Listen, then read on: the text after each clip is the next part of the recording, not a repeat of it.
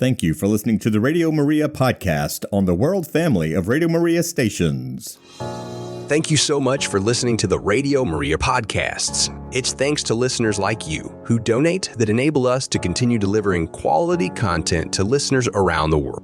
If you'd like to contribute and help us keep spreading the message of Our Lady's Son, please consider making a donation. You can reach us at 888-408-0201 or simply visit our donations tab on our website at radiomaria.us. Your generosity truly makes a difference.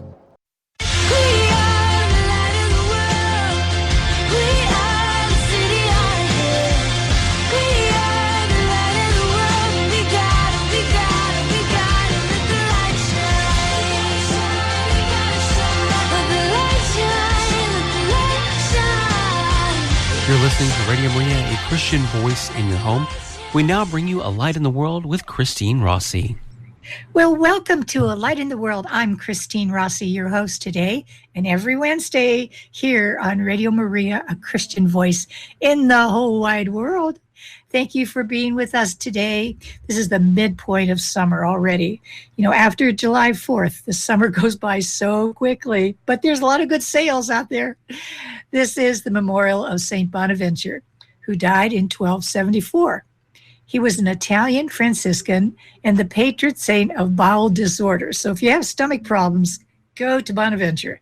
The story is that as a young boy, he was struck with a life-threatening intestinal illness. St. Francis prayed over him, and he was miraculously healed. St. Francis called him O Bonaventura, or good fortune, and that is how he got his name Bonaventure. How about that? So I have my incense lit, and I've lifted all your intentions to the Immaculata, the bearer of the true light in the world, Jesus Christ. So please relax and enjoy today's program. You might want to take notes. It's going to be good.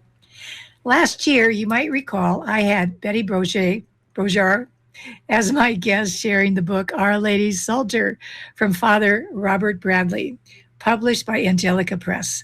And Betty is the niece of Father Bradley, and she has edited his writings and put them into easy-to-read books. Betty is back today and has painstakingly done it again with a newly published book, The Pathway to the Sacred Heart of Jesus, a Rule of Life. We all can use direction and rules for our lives, that's for sure, to help us on the road to heaven. So let me tell you about Betty, because she is from Texas, and I love Betty. I'm really glad she's back. She's from Texas, and she has a doctorate in police administration. She's a retired criminologist with a doctorate, of course, in the administration, and a master's of arts in religious education theology from Pontifical University of St. Thomas Aquinas. It's a great combination. She worked in criminal justice, most recently as executive director of Texas Crime Stoppers in the office of Governor Rick Perry. But before I bring this amazing woman on, you're going to love her. Don't forget, you can listen to this show again tonight at 10 p.m. Central and pick it up in the recent show and all the recent shows in my podcast sections of Radio Maria Play, Spotify Play, Apple, and YouTube. Well, with that being said, welcome back, Betty. Well, hello, Christine. It's good to be back with you. Yes, I cannot wait to talk about this book, The Pathway to the Sacred Heart of Jesus. You know, but your background, go ahead. I was going to say, your background. You broadcast in New Iberia, which is one of my favorite places because it's the home of Michelhenny's Tabasco sauce, and for me, that's a major food group. So I had no idea. I made a pilgrimage there, and Father Bradley came with me because he had a priest friend who was living in Lafayette, and we stayed with him and made our pilgrimage down to Michelhenny's. It was great. Oh, so you like that hot stuff, huh? Oh, yes. It keeps the sinuses clear. And everything else.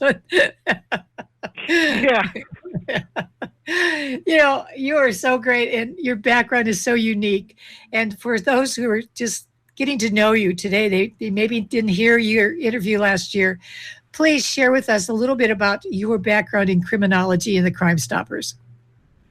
Well, I started off as a newspaper reporter and was recruited into police work at the Houston Police Department when I was working as an editor on the Houston Post.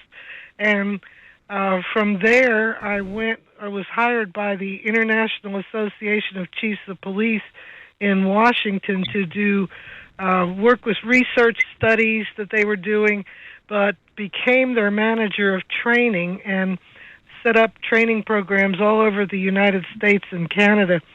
And from there, I went to the Fairfax County, Virginia Police Department for a few years, and finally, with the working as a consultant for the U.S. Justice Department, and then was recruited by Governor Perry to, after 9/11, to come down to Texas here and be the director of the Texas Crime Stoppers program. That's amazing. So what does a criminologist do?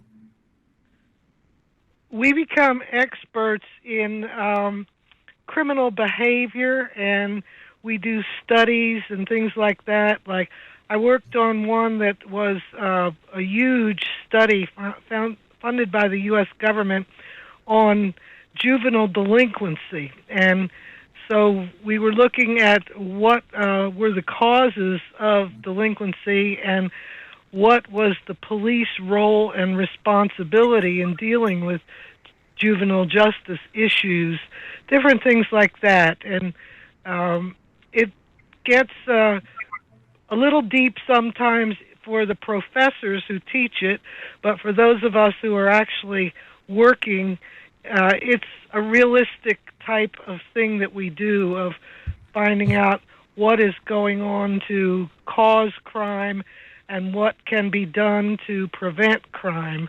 So that was one of the main things I worked on. I dealt with all kinds of narcotics issues and even things like security issues for jails, and it just went on and on, a whole variety of things, drunk and drug drivers, and you name it. We did a whole series of studies that I worked on for the National Sheriff's Association, jail manager training programs and jail officer training programs to bring them up to a professional status. That was one of the main things that I did during my career, was professionalizing police, law enforcement, because when I first entered it in the 1970s, the police were kind of looked upon as a blue-collar group, and we then had state laws to bring professionalism into the police work and require education and training and the following of laws and constitutional rights of suspects and prisoners, that type of thing. So I think we made quite a bit of progress, although you still have all the problems that go on because people are human and people make mistakes. Right. Yeah. So is it anything like, I watch Law and Order a lot. I'm afraid to watch Criminal Minds because it scares me that those stories are probably from real things that happened. But yeah, I watch my Law and Order, and I get the picture. Things have changed so much out there for youth, in our culture. But the crimes are probably the same, aren't they?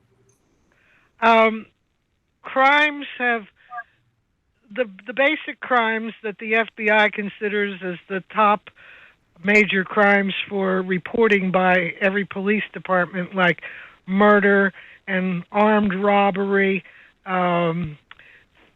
breaking and entering, and car theft. Those things, they kind of stay the same. In fact, this year the murder rate has gone down quite a bit across the country.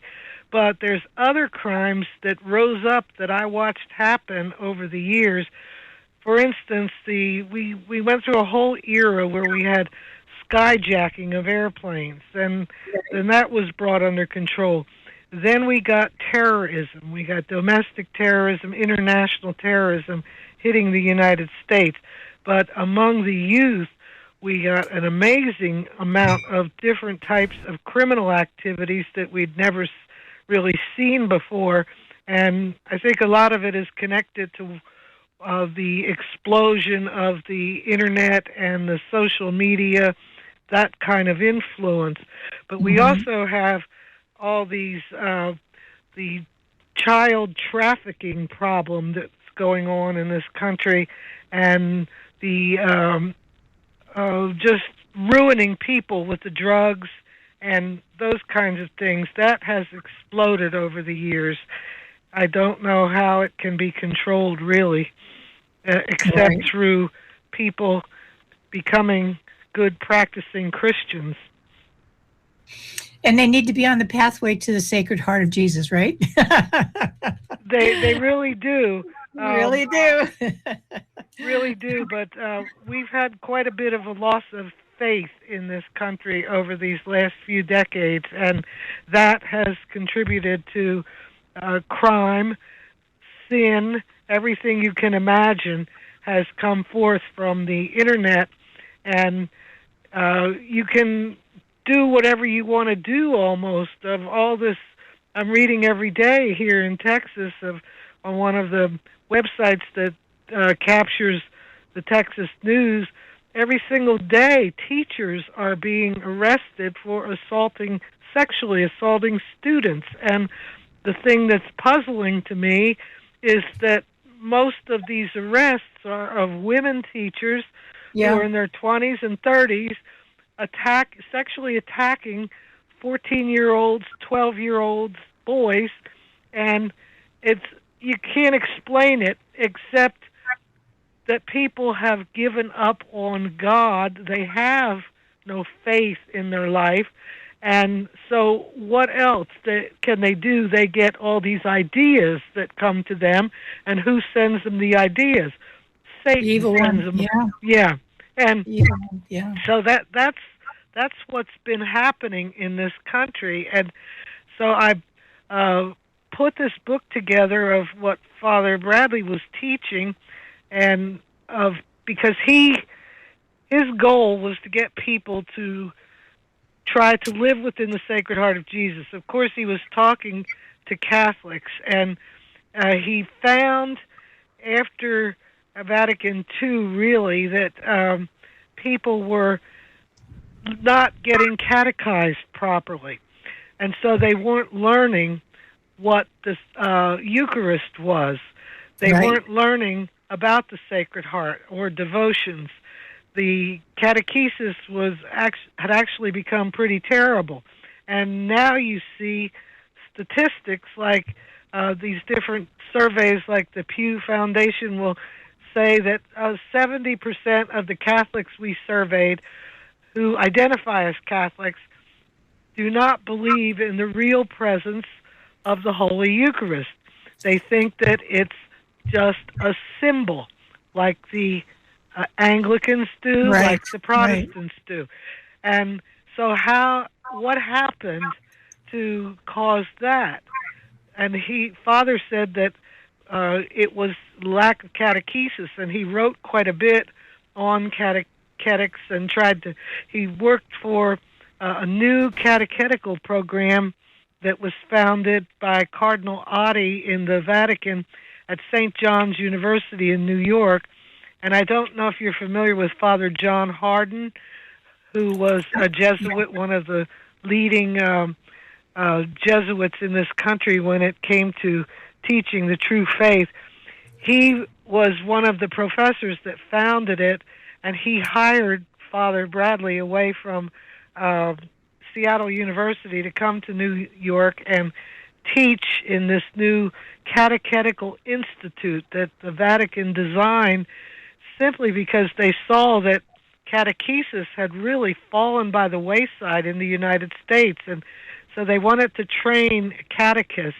And then eventually the Cardinal Otti founded another one, the Notre Dame Pontifical Catechetical Institute, in the Diocese of Arlington, Virginia, and Father came down there to teach at that, to train catechists. And he also was training the deacons for the Diocese of Arlington.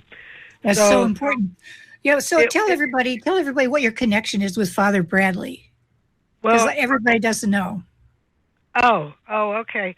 How I became his editor is when I was taking one of his classes when he came to Arlington, Virginia, which is where I was working, and he saw that one of the things that I was doing was I had a series of newsletter publications for the criminal justice profession called Washington Crime News Service.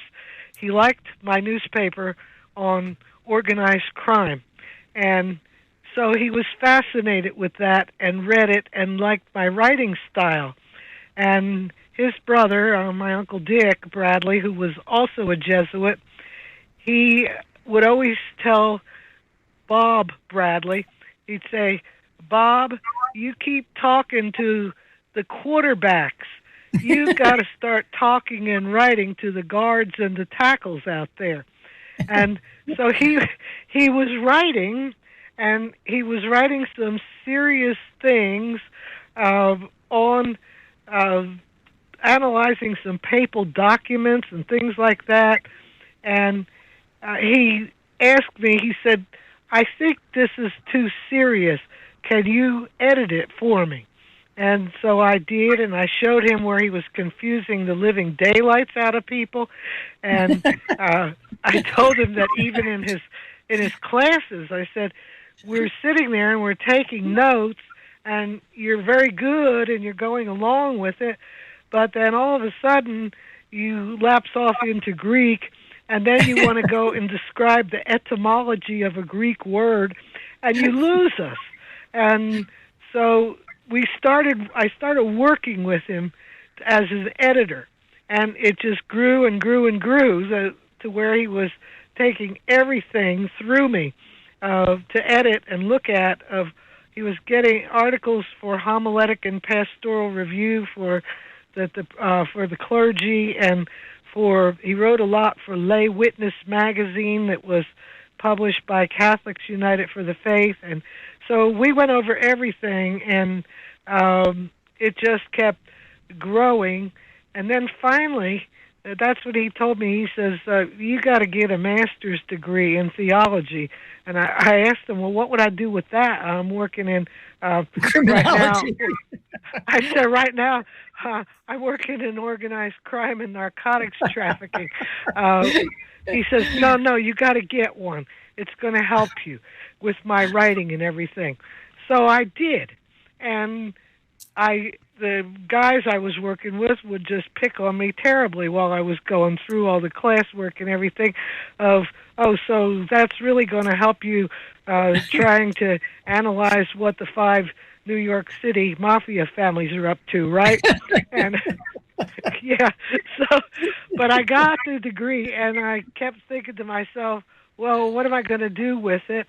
I don't know. So it was after I was retiring from the governor's office here, and Father said to me, he told me he wasn't going to be around much longer, and he was having some health issues, and he said, "So will you promise me that you will get my book, Our Lady's Psalter, published, because I want it to get to all the souls who need it. I promised the Blessed Mother I would do that." And so I said, "Okay, I promise you I will get it published." Well, it took a while, and finally I was connected with John Reese of Angelico Press, who saw the value of it right off. I had gone through the process of sending it over the years to 3 major Catholic publishers, and all 3 of them rejected it. And I was then getting dejected.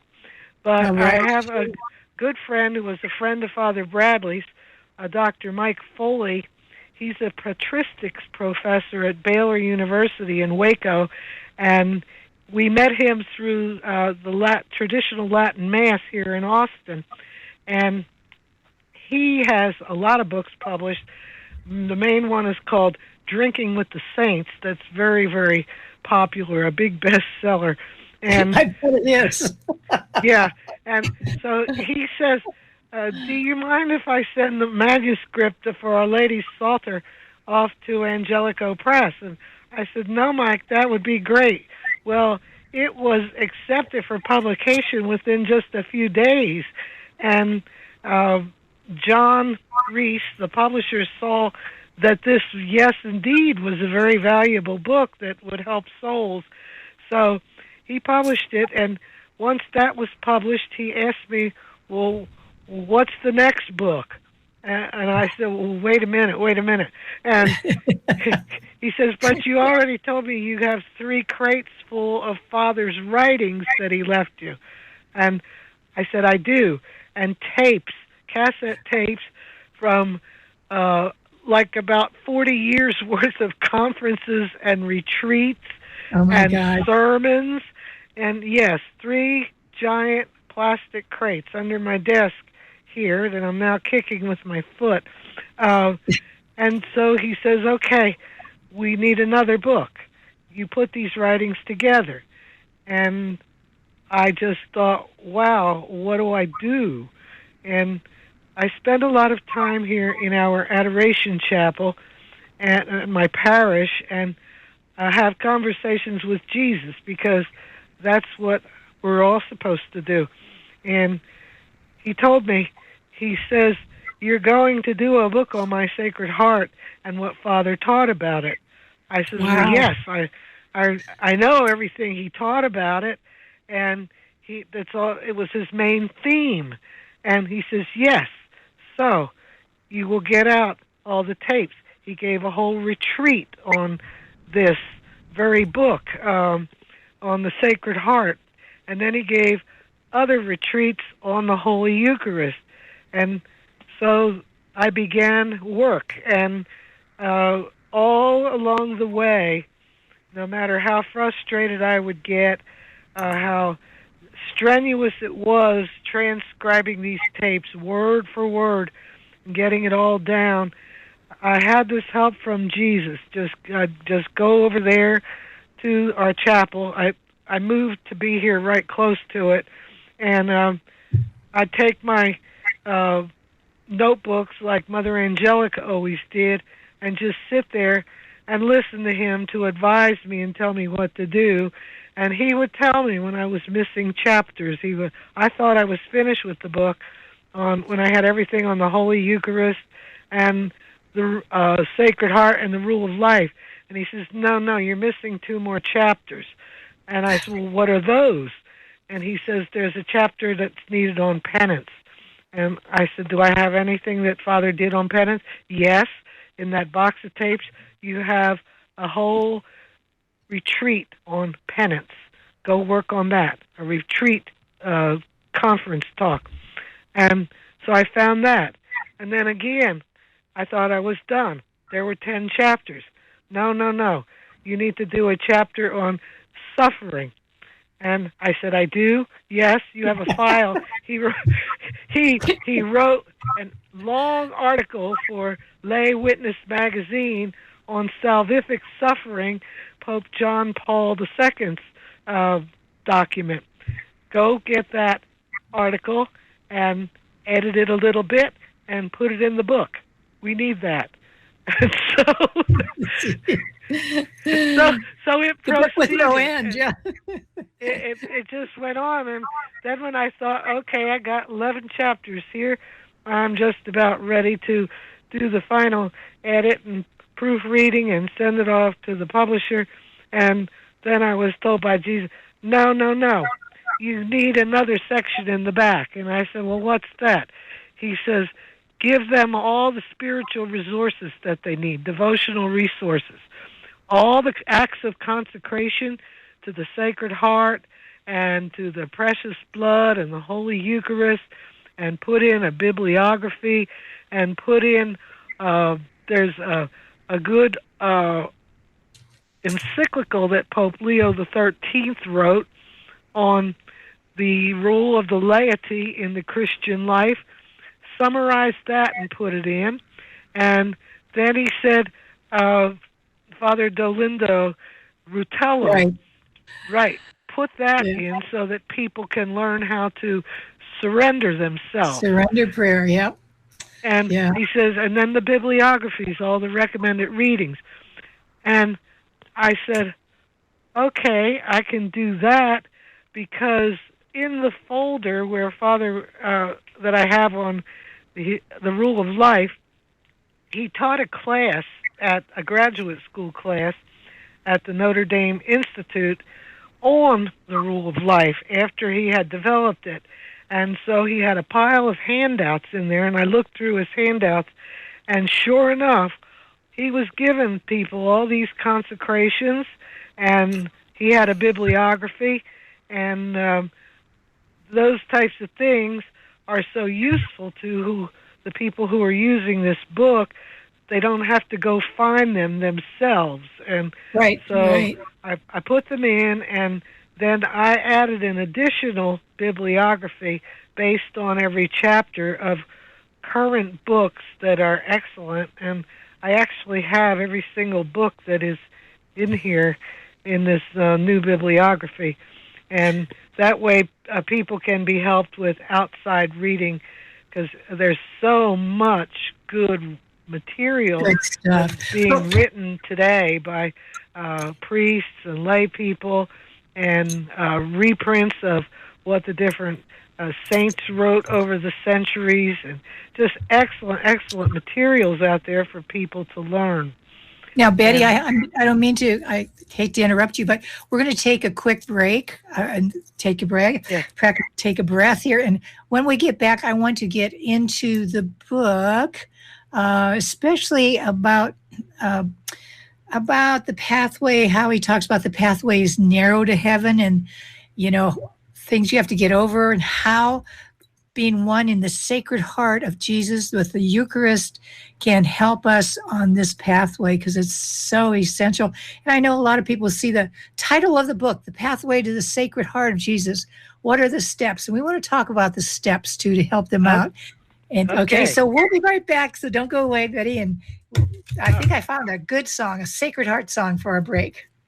Okay.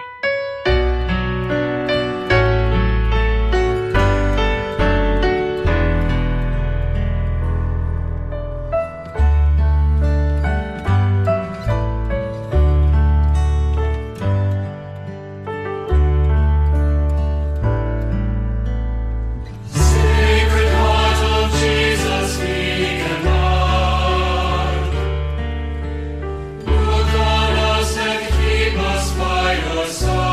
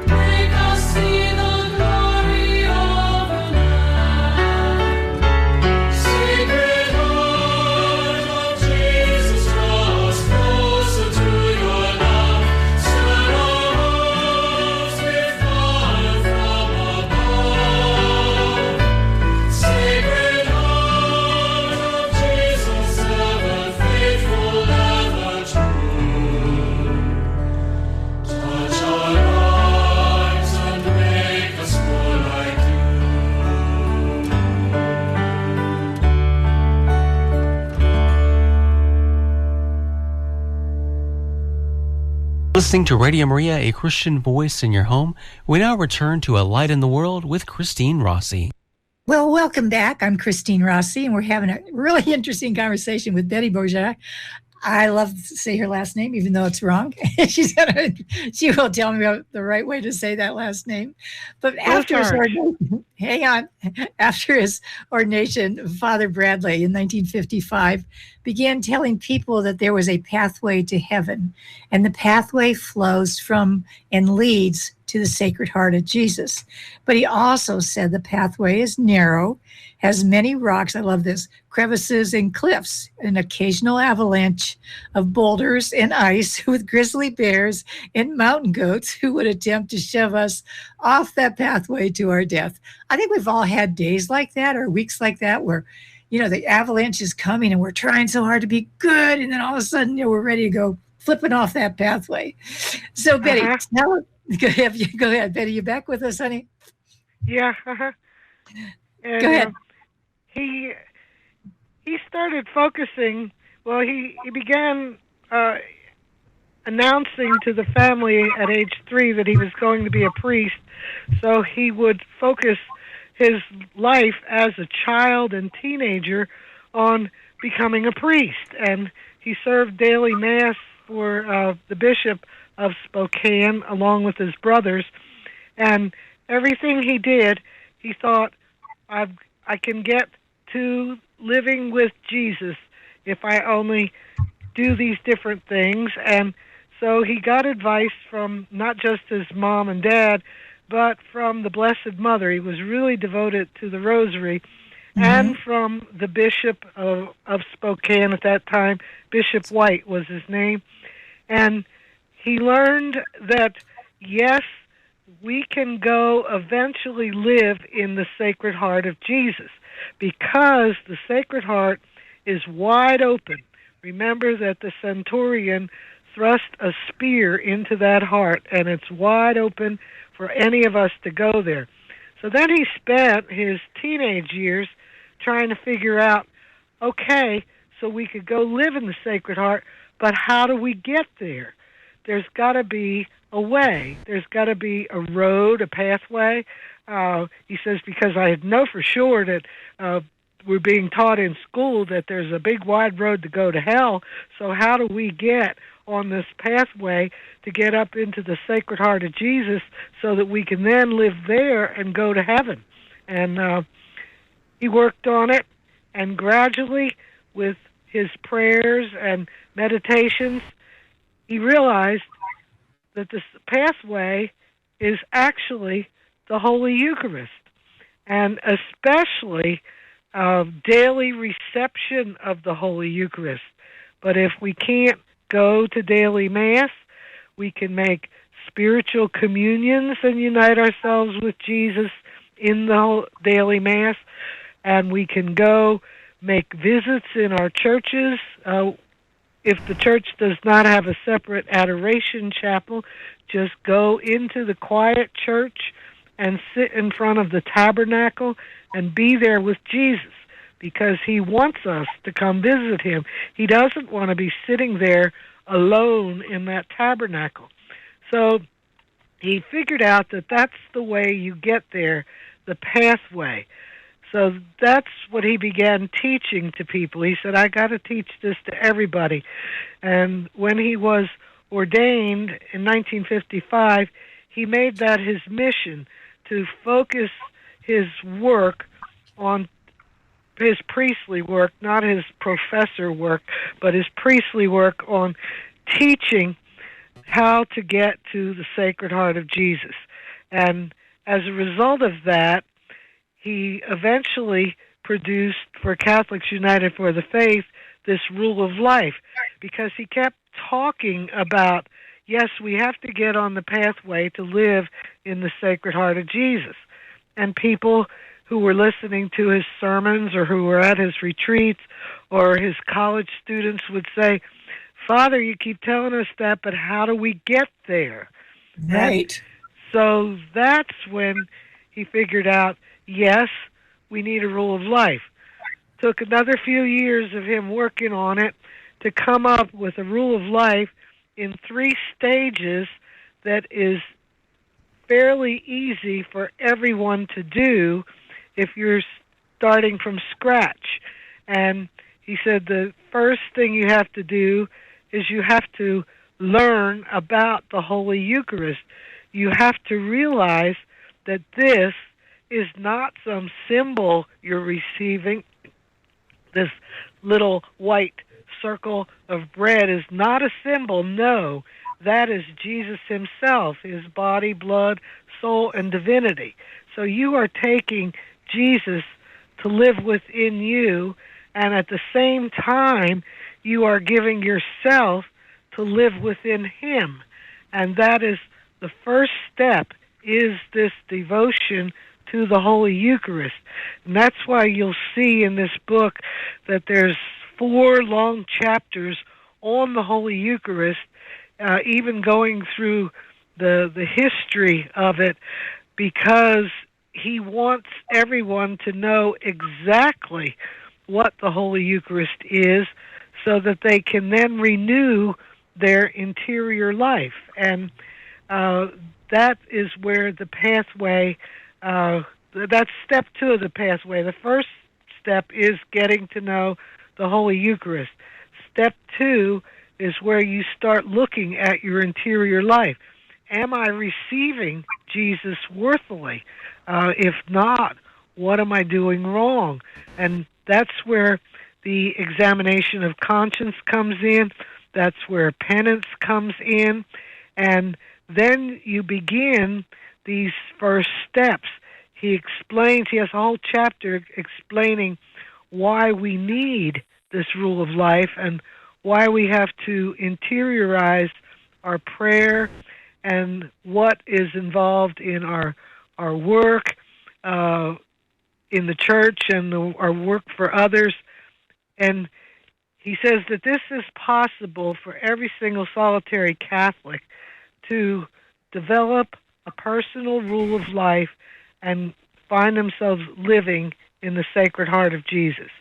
And so he has it in 3 stages for beginners, and then you progress into a middle stage, and then finally you progress into where all of a sudden you realize one day you're sitting there looking at Jesus in the monstrance, or you just received Holy Communion, or you're giving your prayer of thanksgiving after communion, and it hits you.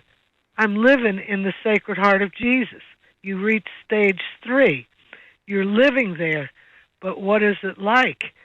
You'll find yourself, when this first happens to you, you'll find yourself a little bit living in 2 different worlds. You're still here, physically, in this world, with everything that it involves, your family, your job, all the stresses, any illnesses you might have, activities you have, caregiving you're doing, those things, all those things are here. They're real. But there's half of you that's now living in heaven. And what happens when that half of you starts living in heaven is you're going to find that that is having a big impact on your physical life as well. You become peaceful. You find joy. You find that you're not focusing on getting horribly upset and screaming and hollering and doing things that you see other people doing, like just cutting people off in traffic, nasty stuff like that because they're in a hurry. No, you find yourself at a peaceful juncture. It's kind of hard to explain. You kind of have to go through it yourself and see what is involved. But I made it into a cycle that we go through. And I call this circle what happens when we are living in the Sacred Heart of Jesus. And so say that you're at Mass and you're receiving Holy Communion and you're very attentive. Well, what is happening to you? Just participating there is you're receiving blessings. And what do those blessings bring with the Holy Communion? They bring you a lot of grace. So there you are. You're leaving Mass, and you're going about your daily work, and then what happens next? Crosses. We get hit with crosses. We may be carrying a big, heavy oak cross with splinters, or we may have all these little crosses made out of balsa wood come hit us at our jobs or whatever. So here come the crosses. Well, with some of the crosses, as you go around this circle, comes a lot of suffering. You just heard that a good friend was killed in a car wreck. So there you are. That the cross becomes a lot of suffering. Well, you're living in the Sacred Heart of Jesus. What is going to happen with you when this suffering hits? He is going to console you. You're in his heart. He's pouring out his love on you, and his tears are blending with your tears, and you're feeling safe.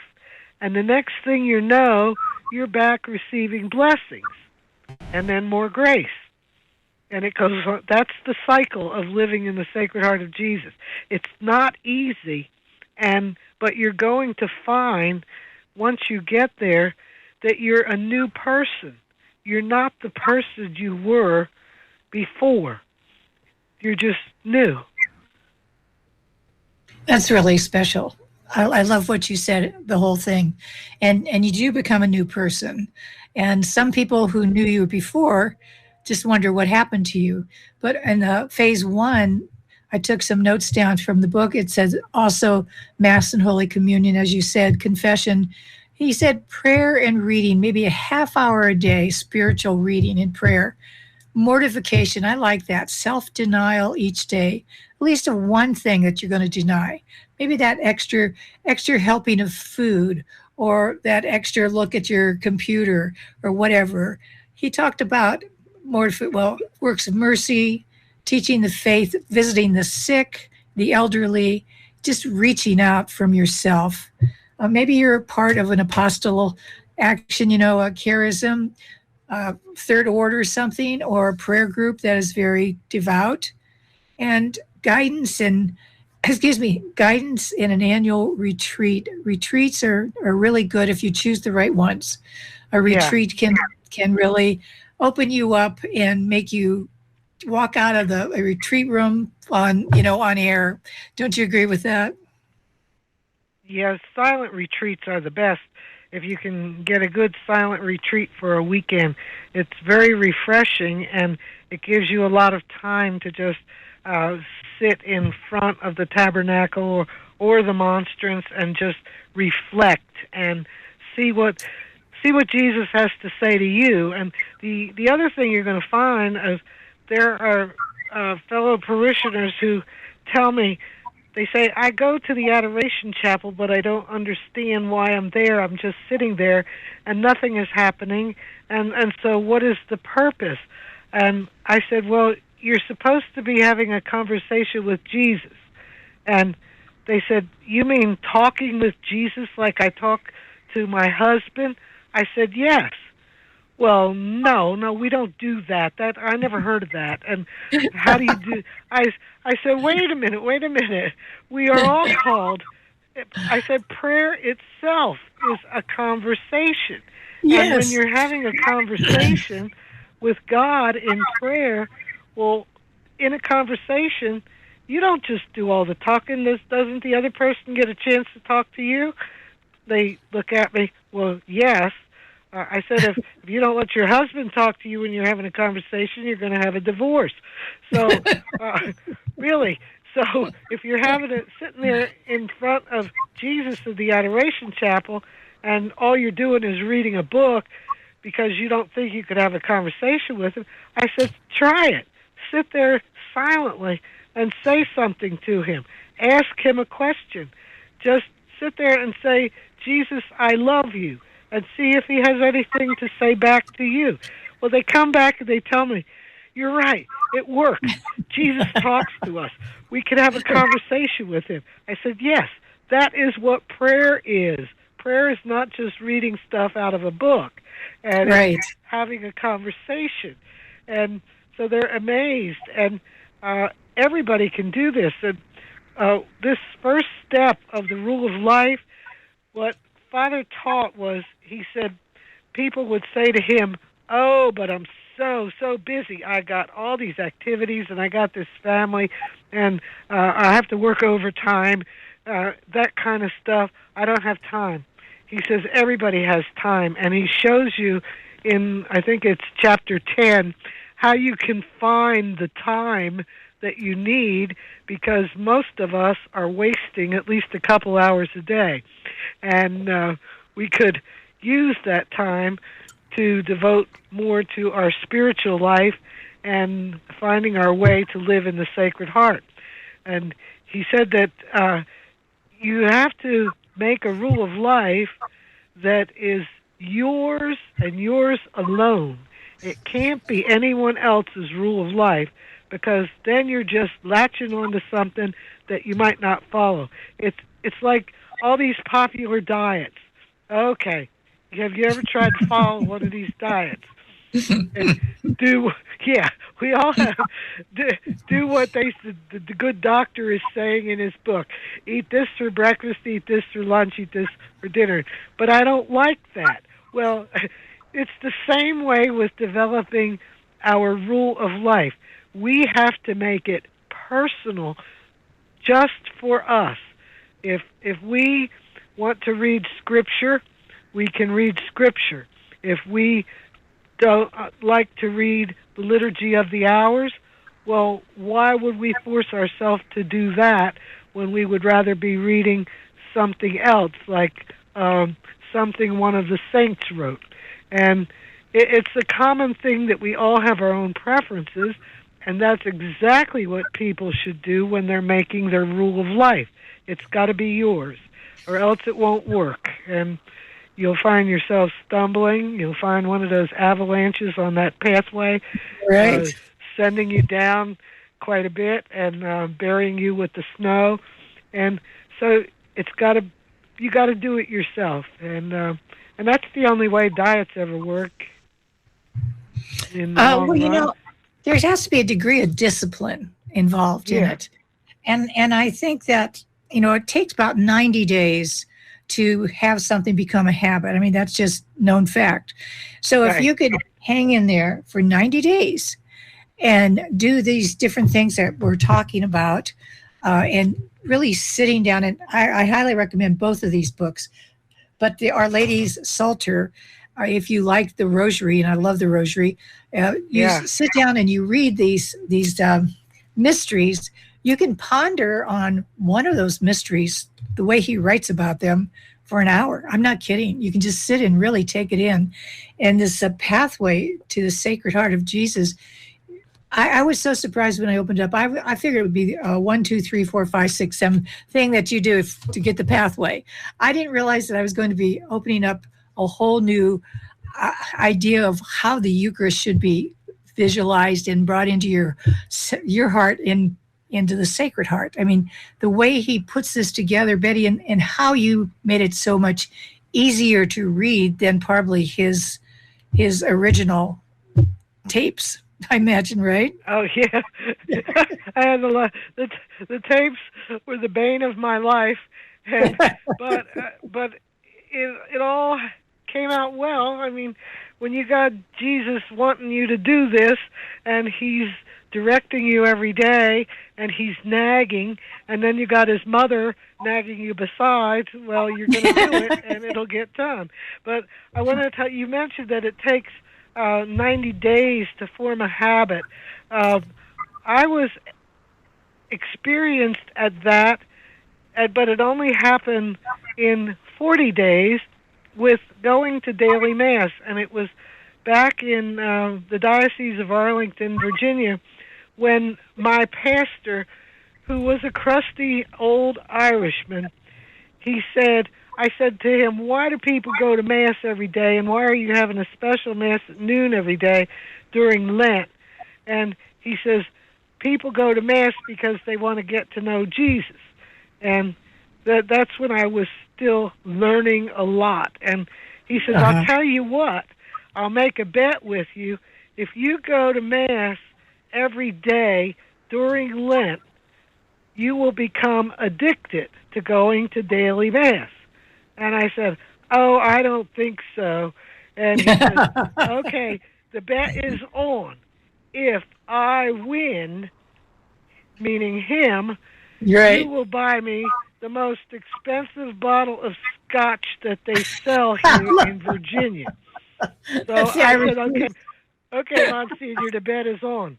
Well, 40 days later, Easter came, and on Easter Sunday morning, he said, so, I have noticed that you have been at Mass every day during Lent.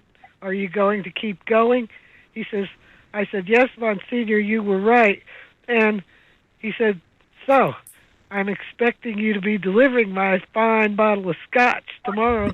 I would like Chivas Regal, and I would like the big, giant half-gallon of it, the big bottle. And, I mean, we were talking close to $50 or something worth of scotch. That was the best investment I ever made in my entire life, that bottle of scotch. I love that story. That's great. That's great. Yeah. You know, Baptists can't tell stories like that, right? Because they don't drink. No. but it becomes an addiction to go to daily Mass. And as the people are working their way through stage 1 of the rule of life, they're going to get hungrier and hungrier for going to Mass more. They will want Jesus. You get to the point, I've discovered, where I can say to people, I cannot live without Jesus in my daily life. And I packed up my house and moved right here into a condo where I could actually walk down to my parish church with a beautiful adoration chapel. And I did that in 2019 because I said, I can't drive for 20 or 30 minutes just to get here and then go drive another time to go back. No, I'm going to just move here. So I did, and it's been great. That's wonderful that you did that. That really is. You look at houses that are close to the church thinking the same thing about, now I would have no excuse, you know. Yeah. No excuse at all. Well, to wind up our conversation, another thing that I love that Father said is about the sacrament of penance, and going to confession once a month is not a huge deal. Just like do the first Sunday of the month and make that a habit as well, because he says the Holy Eucharist and the Sacred Heart and the penance is never finished. Penance is never finished. Confession and frequent confession. And even as you lay down at night, I say my 3 Hail Marys and I do my confession of the day. All the good things I did so badly, I say at the end of the day. And then I know that if I don't wake up, I have a little chance of getting through, up there to heaven. So the book is called The Pathway to the Sacred Heart of Jesus, A Rule of Life. The other book, Our Lady's Psalter, is equally as wonderful and easy to read, easy to sit down for that half hour and just, a job takes the time allowed to it. It's always been my motto. So if you sit down and you say, I'm just going to turn everything off for a half an hour, Christine, and that half hour is, when it's up, it's up. If I have more time to do, then I have more time, but not less than that time. And that is how you start that wonderful spiritual habit that, as she says, it's contagious. And you wait, hey, it's 2:00. It's time for my reading time. So you shut down everything. And that's the problem. Hard thing is shutting down everything, isn't it? Yeah. That really is. Yeah, but I really enjoyed talking with you, and I'll be back because the publisher wants book 3, and Jesus said it's called Behold Your Mother. It's about the Blessed Mother. So, we'll get to work. Hey. I'm starting work on it. Yeah, it's there. I got the chapters, or I got 5 chapters, and but Jesus told me where the tapes are for the other chapters, and so Oh, that's boy. incredible. That's incredible. You definitely will be back on my show, and the Krista will let me know when that book is ready to roll. So God bless you, Betty, for all the work that you've done and to bring this to light and help us to go on the pathway to the Sacred Heart of Jesus, a trip to heaven instead of hell. God bless you. Everybody, we've got to wind up the show today. You know I love you. Go be a light in the world like Betty. And next week, we're going to talk about Blessed Francis Sealos, another one of my favorite saints. So until then, bye for now. Go be that light in the world.